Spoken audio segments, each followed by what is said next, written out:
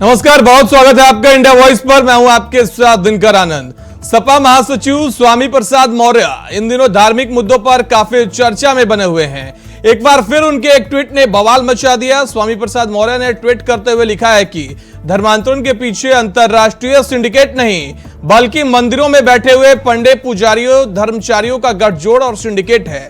इसके साथ ही मौर्य ने यह भी कहा कि इस जातीय अपमान का कड़वा घूंट जहां एक और दिल्ली जगन्नाथ मंदिर में राष्ट्रपति द्रौपदी मुर्मू को पीना पड़ा, वहीं दूसरी ओर पूर्व में तत्कालीन राष्ट्रपति रामनाथ कोविंद जी को भी राजस्थान के पुष्कर मंदिर में सहना पड़ा था। तो आखिर स्वामी प्रसाद मौर्य के इस ट्वीट के मायने क्या है, कितनी सच्चाई है उनके इन बयानों में, आज इसी पर करेंगे चर्चा। उससे पहले यह रिपोर्ट देखिए।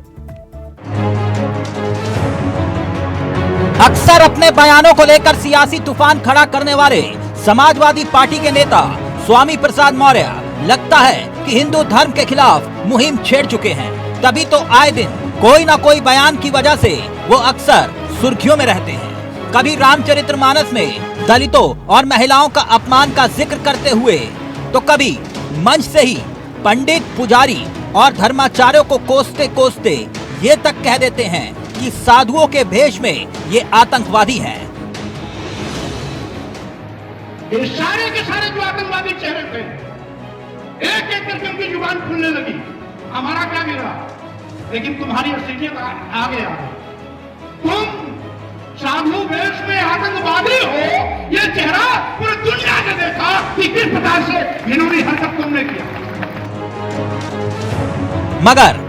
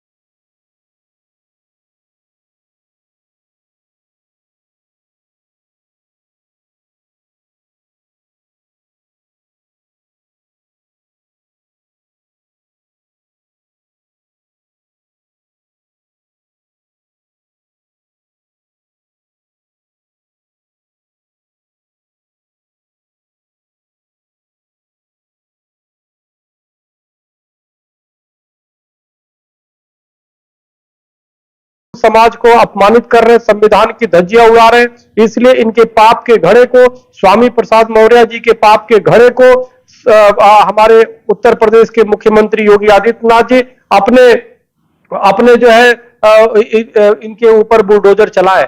क्योंकि इनके पाप के घड़े पे जब तक बुलडोजर नहीं चलेगा, तब तक जो है तब तक ये बकवास करते रहेंगे, इस प्रकार के बोल के हिंदुओं की भावना को आहत करते रहेंगे और देश में संघर्ष की स्थिति पैदा करेंगे। इसलिए मेरा निवेदन है, आखिर योगी आदित्यनाथ जी मुख्यमंत्री जी क्यों शांत हैं? तत्काल इनके पाप के घड़ा भर चुका है। अब इनके ऊपर जरूरी है कि जल्द से जल्द उस पे जो है बुलडोजर चलाया जाए और इनको नेस्तनाबूद किया जाए, ताकि जो है दोबारा भविष्य में कभी किसी की भावना को आहत करने की हिम्मत न कर सके। वैसे आपको ये भी बता दें कि स्वामी का ये ट्वीट सीएम योगी के उस बयान के पलटवार के रूप में माना जा रहा है, जिसमें हाल ही में सीएम योगी ने गेमिंग की आड़ में धर्मांतरण की साजिश रचने वालों के खिलाफ एक्शन का जिक्र किया था। एक मामला पकड़ा है। स्मार्टफोन में गेमिंग के माध्यम से कन्वर्जन, बहुत बड़ा गिरोह है। और कैसे वो संचालित होता था? गेम स्कूली टीनेजर्स के साथ देश के 25-30 राज्यों तक वे लोग अपनी इस वैल्यू को फैलाए थे। टारगेटेड उनके हमले हो रहे थे, सभ्य परिवारों के साथ जुड़ करके फिर उनके माध्यम से, उनके बच्चों के माध्यम से इस परिवार में घुस गए। स्वामी के बोल सियासी बवाल और सियासी तमाशे के गवाह बन रहे हैं। आए दिन साधु संतों को कोसना और रामचरितमानस के खिलाफ बिगड़ेल बयान देना रुक नहीं रहा। तो क्या ये मान लिया जाए कि स्वामी को सपा ने पूरी छूट दे रखी है? Bureau report, India voice, Lucknow. तो उत्तर प्रदेश में धर्मांतरण के मुद्दे को एक बार फिर गरमाने की कोशिश की जा रही है। एक बार फिर पंडे और पुजारियों को जिम्मेदार ठहराया गया है। तो रिपोर्ट देखा आपने कि किस तरीके से स्वामी प्रसाद मौर्य ने ट्वीट कर पंडे और पुजारियों पर निशाना साधा है। उन्होंने ट्वीट कर एक अलग माहौल बनाने के प्रयास करते दिख रहे हैं स्वामी प्रसाद मौर्य। आपको बता दें कि स्वामी प्रसाद मौर्य पिछले काफी लंबे समय से लगातार विवादित बयान देते आ रहे हैं। कभी साधु संतों को आतंकवादी करार दे रहे हैं, तो आज उन्होंने धर्मांतरण के मुद्दे को लेकर एक बार फिर से ट्वीट किया और पंडे और पुजारियों पर ही आरोप लगा दिया। तो आज इसी पर चर्चा करेंगे। पिछले दिनों रामचरितमानस के मुद्दे को लेकर भी उन्होंने विवाद छेड़ा था। आपको बता दें, यह मुद्दा खासा गरमाया था। अब उन्होंने पंडे और पुजारियों को धर्मांतरण के लिए जिम्मेदार करार दिया है। उन्होंने कहा कि इसके पीछे कोई अंतरराष्ट्रीय सिंडिकेट नहीं है, पंडे और पुजारियों की वजह से धर्मांतरण हो रहा है।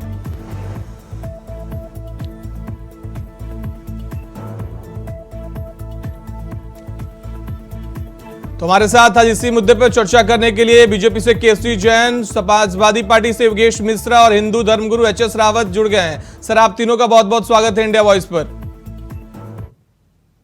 योगेश मिश्रा जी, सबसे पहले मैं आप ही के पास आना चाहूंगा। आपने स्वामी प्रसाद मौर्य का ट्वीट देखा? जी। कैसा लग रहा है सर ट्वीट देखकर? आदरणीय दिनकर जी, पूरे ट्वीट का आप ट्वीट आने के बाद तुरंत आपको एक मौका मिलता है कि आप एक गर्मा गर्म डिबेट करें जी। और इसका एक धार्मिक एंगल देने की कोशिश करते हैं, जबकि इसमें जो बातें भी कही गई हैं बहुत ही गंभीरता से अगर इसको लीजिए तो बहुत सच्ची बातें कही गई जी। धर्मांतरण एक ऐसी चीज है जिसको देश की सुप्रीम कोर्ट ने भी कहा कि धर्मांतरण पे चिंता जाहिर करते हुए केंद्र सरकार को कहा, यानी समाजवादी पार्टी सर चिंताजनक है, कोर्ट ने भी कहा, लेकिन समाजवादी पार्टी का स्टैंड क्या स्वामी प्रसाद मौर्य के साथ है? दिनकर जी प्लीज मुझे कंप्लीट कर लेने दीजिए, एक मिनट तो लगता है, आप उसके बीच में मत बोलिए प्लीज ना, निवेदन है मेरा। आप बहुत बुद्धिजीवी हैं, बस एक मिनट। सुप्रीम कोर्ट ने कहा कि केंद्र सरकार को कहा कि आप धर्मांतरण पे रोकने का कानून ले आइए। सुप्रीम कोर्ट चिंतित, केंद्र सरकार चिंतित, योगी जी ने कहा कि हम जो है धर्मांतरण के सिंडिकेट का सफाया करेंगे और जरूरी है, और वो चिंता जाहिर कर रहे थे। और जो भी अंतर्राष्ट्रीय बात हो रही है तो धर्मांतरण की श्रेणी में आता है। धर्मांतरण यही तो है कि एक धर्म छोड़कर दूसरे धर्म में चल जाना। लेकिन जब देश के अंदर की बात होती है और तमाम न्यूज आती है, किसी ने 1100 ईसाइयों को का धर्म परिवर्तन करा दिया, किसी ने 100 का कराया, किसी ने 50 का, किसी ने 25,000 मुसलमानों का धर्म परिवर्तन कराया। तो धर्माचार्य, विश्व हिंदू परिषद के लोग, आरएसएस के लोग, बीजेपी से जुड़े लोग, हिंदू जागरण समिति के जुड़े लोगों का जो इस परिवर्तन का कार्य क्या है, धर्मांतरण की श्रेणी में नहीं आता क्या? इसको अगर किसी ने कहा तो क्या इस पे कौन सी बड़ी आपत्ति हो गई भैया? तो योगेश मिश्रा जी आपसे मैं यह जानना, योगेश जी नहीं है, बाकी जो है आपको सब दिख जाएगा। योगेश जी, मैं यह जानना चाहता हूं कि क्या समाजवादी पार्टी के जो भी नेता हैं, क्या स्वामी प्रसाद मौर्य के ट्वीट से इत्तेफाक रखते हैं कि पंडे और पुजारी जो हैं वो धर्मांतरण करा रहे हैं? मैंने बोल तो दिया कि आरएसएस खुलेआम, बीएचपी, विश्व हिंदू परिषद, जागरण समिति और जो सो कॉल्ड हिंदू राष्ट्र के दावेदार हैं वो तो मंचों से कहते हैं ना कि हमने धर्म परिवर्तन किया, करा दिया, तो उनके खिलाफ तो कोई कानून है ही नहीं। पहली बात तो जान लीजिए देश में जी। लेकिन यानी स्वामी जो कह रहे हैं सपा उसके साथ है, ठीक है, आपके पास फिर से आऊंगा मैं, केसी जैन साहब, आपसे मैं जानना चाहता हूं, क्या पंडे और पुजारी धर्म परिवर्तन करवा रहे हैं? यह तो आरएसएस और बजरंग दल के लोगों पर भी आरोप लगा रहे हैं समाजवादी पार्टी से। समाजवादी पार्टी के पास कोई मुद्दा नहीं है जी, और स्वामी प्रसाद मौर्य की समाजवादी पार्टी के लगातार कहीं की आवश्यकता नहीं है, समाजवादी पार्टी को समाप्त करने की कसम खा रखी है। जी, हमें तो लगता है कि स्वामी प्रसाद मौर्य जी ने समाजवादी पार्टी को समाप्त करने की कसम खा रखी। जी, पहली बात तो पार्टी लगभग वापसी की ओर है, जो कुछ बचा है उसको खत्म करने के लिए स्वामी प्रसाद मौर्य जी तनबंधन। केसी जैन साहब, जब इतनी दिक्कत है स्वामी प्रसाद मौर्य से तो उनको जेल में भेजो सर। लगातार विवादित बयान देते आ रहे हैं, आप लोग कार्रवाई क्यों नहीं करते? देखिए दिनकर जी, वो तो समाजवादी पार्टी को समाप्त करने के लिए लगे हुए। समाजवादी पार्टी को जागरूकता अपनानी चाहिए कि ऐसा व्यक्ति जो समाजवादी पार्टी को लगातार डेट कर रहा है, उसके समर्थन में लगातार समाजवादी पार्टी उतर आती है। जी, भगवान राम से संबंधित तमाम सारे अनाप शनाप बयान स्वामी प्रसाद मौर्य जी ने दिए। सर आपकी बात मान लेता हूं कि स्वामी प्रसाद मौर्य लगातार विवादित बयान दे रहे हैं, सपा उनको समर्थन कर रही है, लेकिन आप कार्रवाई क्यों नहीं कर रहे हैं सर? ये ना दिनकर जी, बात जो अभी बयान उन्होंने दिया है जी कि पंडे पुजारी धर्मांतरण करा रहे हैं और कोई विदेशी सिंडिकेट नहीं है। देखिए पीएफआई जो है, पीपल्स फेडरेशन ऑफ इंडिया ने दावा किया, अरे अपने लोगों ने 2040 तक 2040। केसी जैन साहब आप बने रहिए, आपसे आगे जवाब लेंगे। एच.एस. रावत जी हमारे साथ जुड़े हुए हैं, हिंदू धर्म गुरु हैं। सर कैसे देखते हैं स्वामी प्रसाद मौर्य के बयान को? आपके ऊपर फिर से आरोप लग रहे हैं। 30 सेकंड देखिए, स्वामी प्रसाद मौर्य जी ने जो बयान दिया है जी, वो कहीं ना कहीं बहुत सोची समझी साजिश के तहत है। समाजवादी पार्टी के मुखिया ने बयान दिलाया है, इसलिए दिलाया है जिससे कि जो आत्महत्या कर ले तो और ज्यादा तकलीफ होती है। तो इस समय जो केशव प्रसाद मौर्य हैं, ये खुद पॉलिटिकल आत्महत्या के कगार पर पहुंच गए जी। अब जिस व्यक्ति की लाल बत्ती की गाड़ी छिन जाए, जो मिनिस्ट्री होती है उसको वो सब चीजें छिन जाएं, तो उसको बड़ी तकलीफ होती है, इसलिए कुंठा में आ गए वो। अब वो कुछ कर तो सकते नहीं, अब गलती तो उनकी खुद की है कि वो ये सोच के गए थे कि अखिलेश जो है मुख्यमंत्री बनेंगे और मुझे लाल बत्ती की गाड़ी फिर मिलेगी। अब वो मिली नहीं, अब वो पागलपन आ गया उनके अंदर, एक कुंठा बैठ गई है। अब उस कुंठा को बाहर निकालने के लिए उस आदमी बोलते हैं, दूसरा जो अखिलेश है, अखिलेश क्या है, वो इनको सुरक्षा सत्ता के तौर पर इस्तेमाल करना चाहते हैं, क्योंकि मायावती का जो पॉलिटिकल कैरियर वो डामाडोल हो रहा है। तो जो दलित वोट बैंक है, अखिलेश उसको खींचना चाहते हैं स्वामी प्रसाद मौर्य के माध्यम से। अगर वो खींच पाए तो ठीक है, नहीं तो उठा करके इनको फिर बाहर कर देंगे 2024 के बाद। लेकिन एच.एस. रावत साहब आपसे लगता है स्वामी प्रसाद मौर्य को और हिंदू धर्म गुरुओं से लगता है कोई व्यक्तिगत दुश्मनी हो गई है क्या? लगातार कभी आतंकवादी बता देना, व्यक्तिगत नहीं है, ये कुंठा है। दिनकर जी ये इनकी कुंठा बोल रही है। हम तो सबके साथ सबके विकास की बात करते हैं, हम तो अपने दलित भाइयों को भी प्यार करते हैं, हम तो वाल्मीकि रामायण को भी पूजते हैं, वाल्मीकि जी को भी पूजते हैं। ये कुंठा तो इनके घर में भर गई है और बाकी जो बच्ची कुछ है वो अखिलेश जी ने भर दी है। लेकिन 2024 के बाद इनका असर बहुत बुरा होने वाला है, क्योंकि दलित भाई सब भाजपा के साथ हैं, वो तो सब धर्म के साथ हैं, इनके कहने से कुछ नहीं होने वाला। तो ये इनकी कुंठा है, क्योंकि इनकी पॉलिटिकल सुसाइड इनका जो हो रहा है ना, उसकी वजह से ये अपने आप को लाइमलाइट में रखने के लिए, मीडिया में आने के लिए इस प्रकार के ट्वीट करते रहते हैं, जिससे कि इनको कम से कम टीवी वाले दिखाते रहे, क्योंकि वैसे बत्ती तो छिन गई, पॉलिटिकल कैरियर तो रहा नहीं है। वो इनकी कुंठा है। ठीक है। केसी जैन साहब आपसे मैं यह जानना चाहता हूं कि लगातार इनकी तरफ से विवादित बयान सामने आ रहे हैं, बीजेपी की तरफ से कार्रवाई क्यों नहीं की जा रही सर? उनके खिलाफ सिर्फ मामला दर्ज किया गया है। आप लोगों को भी ये नैरेटिव शूट करता है क्या, हिंदू विरोधी वो बातें करें, आप भी राजनीति करें? देखिए बिल्कुल नहीं दिनकर जी, बात ये है कि पूरी की पूरी समाजवादी पार्टी अगर ऐसे बयानों का समर्थन कर रही है तो उसके परिणाम क्या है? ये जहां तक भी धार्मिक मुद्दों को उछालना और धार्मिक भावनाओं को दूसरों की ठेस पहुंचाना, जो काम समाजवादी पार्टी लगातार कर रही है।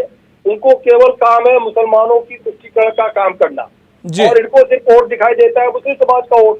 जब भारतीय जनता पार्टी बहुसंख्यक की बात करती है, साथ ही साथ सबका साथ सबका विकास की बात करती है, तभी समाजवादी पार्टी को पीड़ा होती है।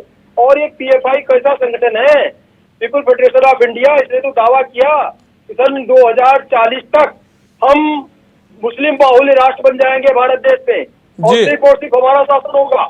और जो धर्मांतरण की घटनाएं हो रही हैं, लगातार अंतर्राष्ट्रीय साजिश के तहत हो रही है। इनको बड़ा पैसा दिया जा रहा है इन लोगों को। लेकिन केसी जैन साहब स्वामी प्रसाद मौर्य के ट्वीट का पूरा हिस्सा मैं आपको बताता हूं। दरअसल उन्होंने यह भी लिखा है कि राष्ट्रपति द्रौपदी मुर्मू को जगन्नाथ मंदिर में अब उनको सहना पड़ा सर, उनके साथ भी उनको मंदिर में अंदर नहीं जाने दिया। क्या ये कितनी सच्चाई है इस बात में? देखिए, ये वो पार्टी है जिसने महामहिम राष्ट्रपति महोदय का इस तरीके से अपमान किया, कहा वो इस पद के योग्य ही नहीं है। द्रौपदी मुर्मू जी राष्ट्रपति बन ही नहीं सकती हैं। एक दलित महिला को लगातार विरोध किया समाजवादी पार्टी ने, उनके सामने कैंडिडेट खड़ा किया, और अब उनको बड़ी चिंता उनकी हो रही है। उनको राष्ट्रपति का कैंडिडेट किसने बनाया? भारतीय जनता पार्टी ने बनाया। और उनको इस पद पे किसने बैठाया? भारतीय जनता पार्टी ने पूरा सपोर्ट करके बैठाया।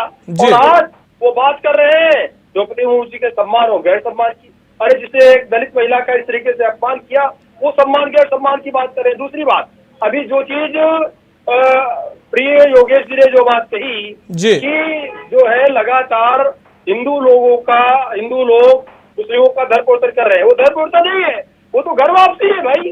घर वापसी धर्म परिवर्तन में अंतर है, समझिए। किसी को लालच दे करके, लोभ दे करके, डरा करके, धमका करके। जी केसी जैन साहब, ठीक है, जवाब ले लेता हूं सर। जी ठीक है, योगेश मिश्रा साहब आपके पास आना चाहूंगा। वो तो कह रहे हैं घर वापसी करवा रहे हैं हम लोग धर्म परिवर्तन कहाँ कराते हैं? अरे वाह, मैं कह रहा हूं ईसाई से कोई हिंदू बन जाए, ये धर्म परिवर्तन की श्रेणी में आता ही नहीं है ना। मुस्लिम से कोई हिंदू बन जाए, धर्म परिवर्तन में आता है कहाँ है साहब? इनका कानून कुछ और कहता है। मैं इस पे अब फिर नहीं जा रहा, मैं आ रहा हूँ स्वामी प्रसाद मौर्य जी पे। जी मैं कह रहा हूँ कि मोदी जी इतने अच्छे आदमी हैं, उन्होंने कहा कि जो 70 साल में नहीं हुआ वो हमने 9 साल में करके दिखा दिया।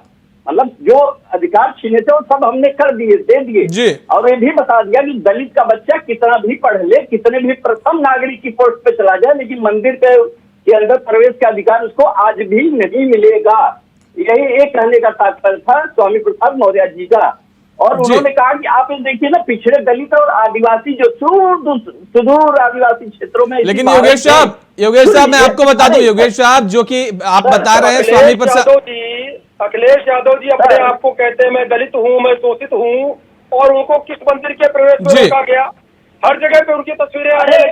चुनाव के टाइम पे घूमने लगते हैं, दर्शन करने लगते हैं। अखिलेश यादव जी स्वयं को कहते हैं मैं दलित हूँ, शोषित हूँ, और उसके बाद में उनको किस मंदिर के प्रवेश में रोका गया? जी केसी जैन साहब मैं आपके पास आऊंगा। योगेश मिश्रा जी से पहले जवाब ले लेते हैं। सर आपने कहा कि कितना भी बच्चा पढ़ ले मंदिर में नहीं जा सकता, लेकिन सर मंदिर प्रशासन की तरफ से सर सीधे इनकार कर दिया गया बातों से, कह दिया गया कि ये सरासर झूठ है।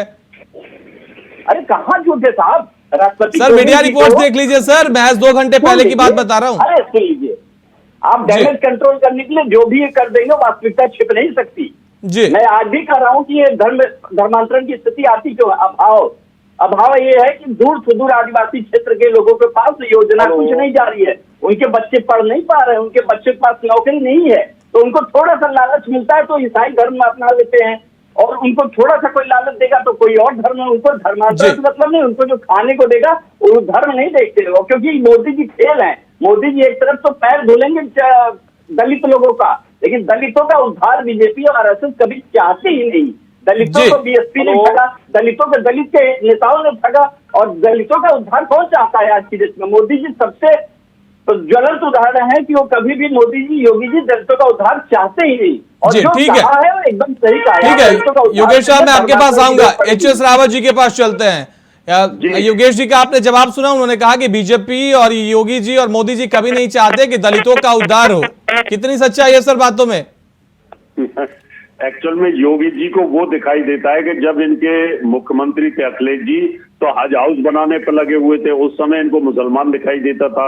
उस समय सिंगागौरी में जो पूजा हर हफ्ते महीने में होती थी, उसको बंद कर दिया इन्होंने परिक्रमा बंद कर दी। इनको वो नहीं दिखाई देता, इनकी आंखों पर उस समय काला चश्मा लग जाता है, इनको वोट दिखाई देती है सिर्फ मुसलमानों की, और इससे वोट दिखाई दे रही है इनको दलितों की, और इनको धर्म परिवर्तन के बारे में कुछ पता है नहीं। अभी गाजियाबाद के अंदर गेमिंग की वजह से FIR दर्ज हुई है, वहाँ पर वो पकड़ा गया है निजामुद्दीन, बहुत सारे लोग वहाँ पर पकड़े गए हैं। यहाँ से फरार है जाकिर नाइक, जो सबसे बड़ा क्रिमिनल था, वो जो धर्म परिवर्तन कराता था, ED के छापे पड़े, वो यहाँ से भाग गया। इनको पता ही कुछ नहीं है, क्योंकि इनको मुसलमानों की वोट चाहिए, चाहे उसकी वजह से हिंदुओं के साथ कुछ भी होता रहे, चाहे वो धर्म परिवर्तन करते रहे, दलित हो चाहे कोई भी हो। आपकी सरकार ने कितना किया उत्तर प्रदेश के अंदर, आपने बताया था मुसलमान बेटियों को लैपटॉप देंगे, उस समय आपको सोचना चाहिए था कि आप कितने बड़े दलितों के लिए उस समय बोलते कि हम दलितों की बेटियों को लैपटॉप देंगे, किसी की बेटी को लैपटॉप नहीं देंगे। ठीक है एचएस रावत जी, ठीक है, मैं आपके पास आऊंगा। केसी जैन साहब, मैं आपसे जानना चाहता हूं कि लगातार योगेश जी के आप जवाब सुन रहे होंगे, लगातार आरोप लगा रहे हैं बीजेपी के 9 साल पर, योगी जी के कार्यकाल पे, कह रहे हैं कहीं भी दलितों का उद्धार नहीं हो रहा, योजनाओं तक पर सवाल उठाए जा रहे हैं कि योजनाएं भी दलित को और अल्पसंख्यकों को नहीं मिल पा रहे हैं। सर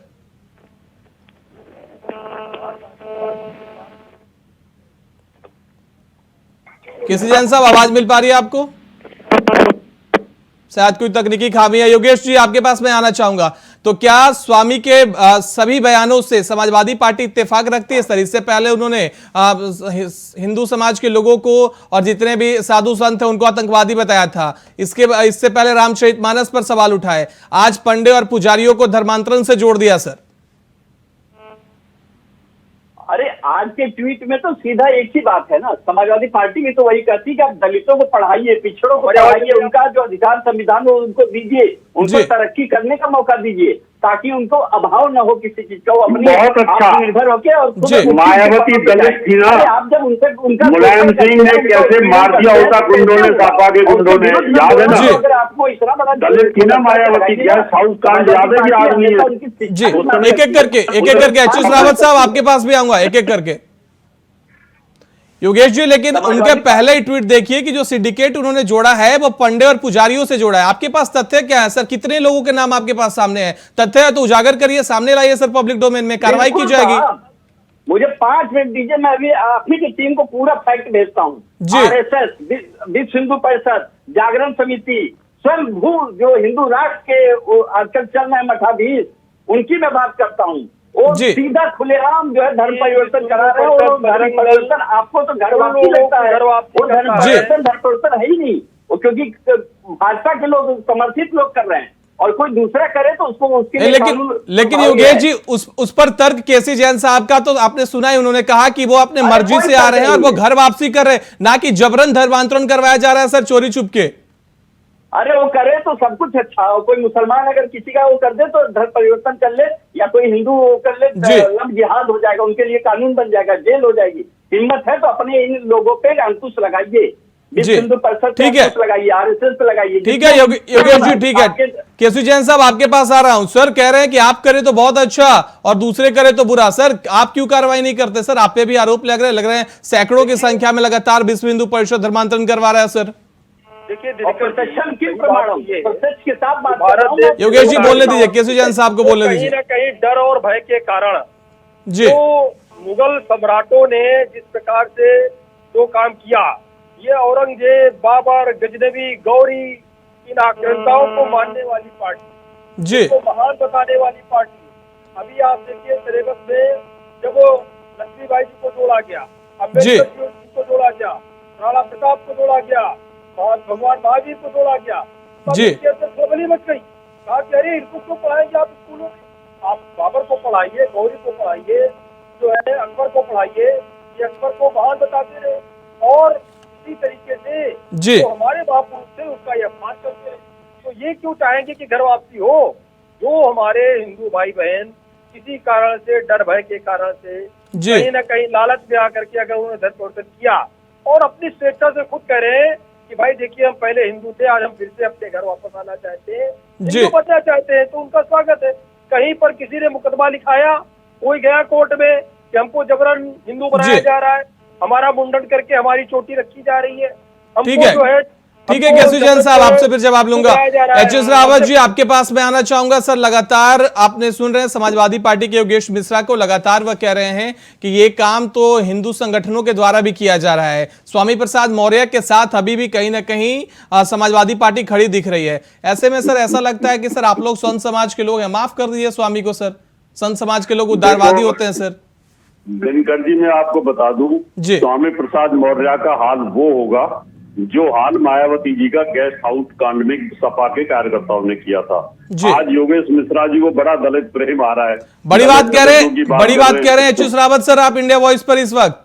हाँ, मैं कह रहा हूँ ना, होना तो यही है जो मायावती का हुआ था, और वही होना है इनका भी, स्वामी प्रसाद मौर्य का भी, क्योंकि जिनका भी वही हाल होने वाला है। अब ये योगेश मिश्रा जी सबसे आगे होंगे इनको देखना, क्योंकि ये दलित प्रेम तो इनका आडंबर है, खाली ये तो वोटों के लिए कर रहे हैं। हकीकत तो मायावती के साथ क्या हुआ था, अगर उनको भारतीय जनता पार्टी ना बचाती, उनके कार्यकर्ता ना बचाते, तो आज मायावती होती ही ना इस दुनिया में। तो अभी चिंता मत करो योगेश जी, अब देखते जाओ, अगर वोट आपको नहीं मिला स्वामी प्रसाद मौर्य का, तो फिर इनका भी हाल आपने वही करना है। और साधु संत तो माफ कर देंगे इनको, क्यों हम लोग तो प्रवृत्ति रही है माफ करने की, क्योंकि भगवान दंड देगा इनको।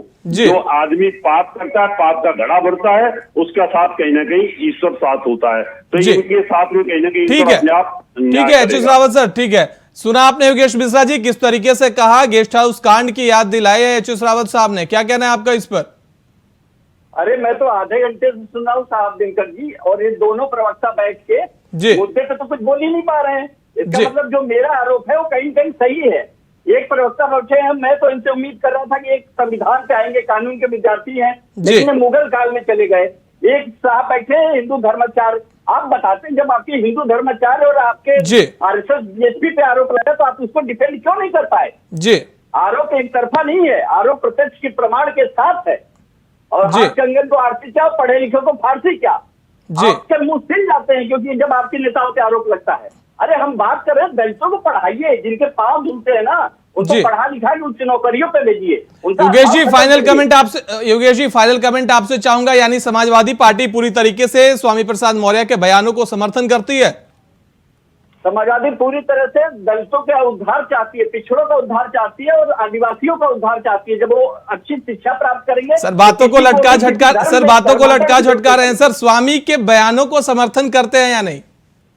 आज के ट्वीट को तो समर्थन किया था, पूरी तरह से डिपेंड किया है आपके यहाँ जी, सरकार केंद्र में सबको नहीं किया आप लोगों ने जी। केसी जैन साहब फाइनल कमेंट आपसे चाहूंगा सर। जी देखिए, स्वामी प्रसाद मौर्य जी बयान आए लगातार हिंदू समाज को कटघरे में खड़ा करने का था, और इस प्रकार आप तीनों का सर बहुत बहुत धन्यवाद हमारे साथ जुड़ने के लिए, इस चर्चा में और बातचीत करने के लिए। तो उत्तर प्रदेश की राजनीति में एक बार फिर से धर्मांतरण का मुद्दा गर्मा गया है। एक तरफ जहां लगातार समाजवादी पार्टी के नेता स्वामी प्रसाद मौर्य विवादित बयान दे रहे हैं, आज उन्होंने फिर से पंडे और पुजारियों पर धर्मांतरण का आरोप लगाया है। आज की चर्चा में जुड़ने के लिए सभी का बहुत बहुत धन्यवाद। आगे भी इंडिया वॉइस पर खबरें जारी रहेंगी।